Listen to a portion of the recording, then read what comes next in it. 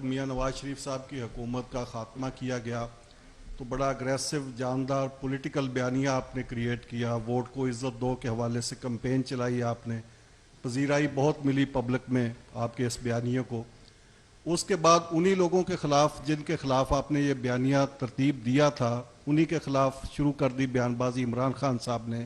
میری مراد جنرل باجوہ اور جنرل فیض سے ہے، اور آپ پیچھے ہٹ گئے اس سے۔ اب آپ کی ساری گفتگو سے لگتا ہے کہ آپ کا جو نیکسٹ بیانیہ ہے وہ صرف عمران خان کو کاؤنٹر کرنے کے لیے ہے، اس کو ایکسپوز کرنے کے لیے ہے، اور سارے کا سارا اسی کے خلاف ہے۔ کیا یہ درست ہے؟ کل کلاں عمران خان کو سزا ہو گئی، وہ انجام کو پہنچ گئے، تو پھر آپ کا بیانیہ کیا ہوگا نیکسٹ؟ دیکھیں، بیانیہ کس کو کہتے ہیں؟ میں نے یہ بات بارہا کہی ہے، میں دوبارہ دہرا دیتی ہوں۔ بیانیہ اس کو نہیں کہتے کہ جب کوئی اقتدار میں ہو، جب کوئی اپنی پوری قوت میں ہو، طاقت میں ہو، تو آپ اس کے پاؤں کو پکڑیں، اور جب وہ چلا جائے اپنے ٹینیور پورا کر کے تو تب آپ اس کا گریبان پکڑیں۔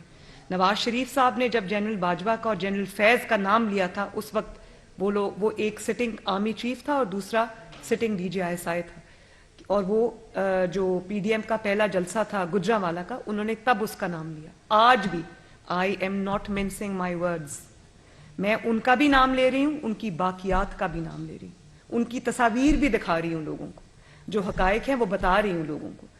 تو ہمارا بیانیہ کوئی سائفر کا بیانیہ نہیں ہے، یا یہ بیانیہ نہیں ہے کہ جب آپ کا چیف ہو اور آپ اقتدار میں ہو تو آپ کہیں کہ جنرل باجوہ جیسا کوئی چیف نہیں تھا، ایسا سپہ سالار تو پاکستان کی 75 سالہ تاریخ میں نہیں آیا، یہ تو ایسے ہیں، انہوں نے میرے لیے اتنی مدد کی، میرے لیے پیسے لے کر آئے باقی ملکوں سے۔ اور جب جنرل باجوہ چلے گئے اور آپ کا اقتدار چلا گیا تو آپ ان کو کہتے ہیں کہ ان کا کورٹ مارشل ہونا چاہیے۔ یہ تو بزدل کی نشانی ہے کہ جب آپ کو کسی سے ڈر ہو، کوئی طاقتور ہو، اس وقت آپ اس کے پاؤں پکڑیں، اور جب وہ باہر آ جائے، کمزور ہو جائے، تو تب آپ اس کا گریبان پکڑیں۔ مسلم لیگ نون نے یہ نہیں کیا۔